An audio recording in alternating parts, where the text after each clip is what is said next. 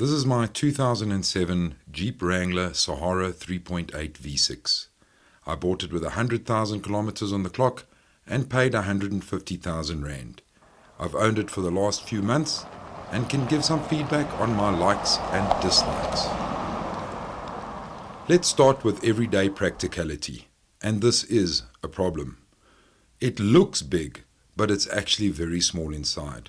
The two-door is only licensed to carry 4 people, whereas far smaller cars can carry 5. Modern car design is based around principles like ergonomics and maximizing space. The Wrangler does not conform. You will have to work around it, not it around you. Driver comfort is good, even as a tall driver, but I don't always ride alone. And you can say it that way when talking about a Wrangler. Sometimes it's me, my name is Neil, my wife, her name is Robin, and our third passenger, Emily, who has just learned how to crawl.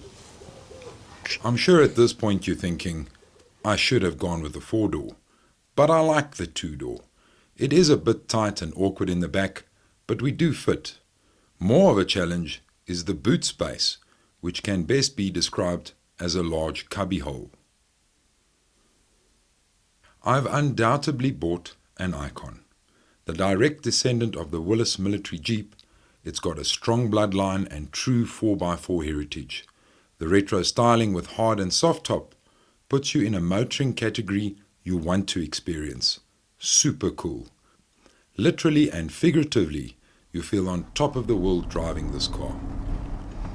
Short wheelbase, solid axles, high center of gravity and big wheels with a manual gearbox similar to that of a truck equals terrible road manners.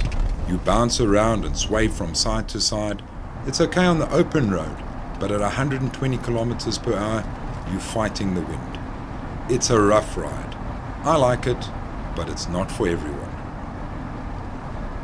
Off-road is slightly different, and any hardened 4x4 fundi would agree that with a tough chassis, part-time 4-wheel drive, low range, traction control and ABS, it's going to do the job, and you can definitely go places that no ordinary car can. You're going to love it if you're part of a 4x4 club or just enjoy the outdoors and exploring. Fuel consumption. I think you knew this would come up. 1.8 tons, 3.8 litre V6 with no aerodynamics.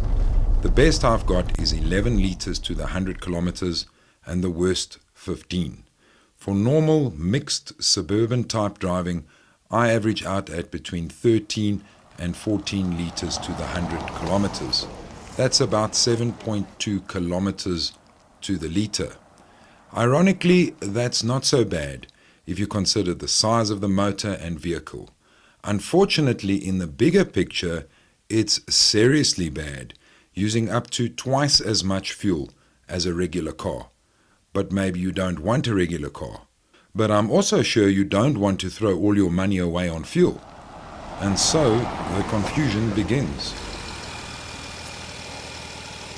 This will probably be the last opportunity I will have to own a large-engined, V-configured, petrol-powered beast. The motoring world is changing, and vehicles like this will become extinct. And irrespective of what might have been said about the 3.8, it's a glorious motor, smooth and powerful. On occasion you might have to drop a gear, but there's no issue with power. The reality of this Jeep and any purpose-built unique vehicle is in many ways they don't make too much sense. My final comment is, the more I drive it, the more I like it. And with plans of getting into off-roading and 4x4ing, I've got a good suspicion that I'm about to become a Jeep fan.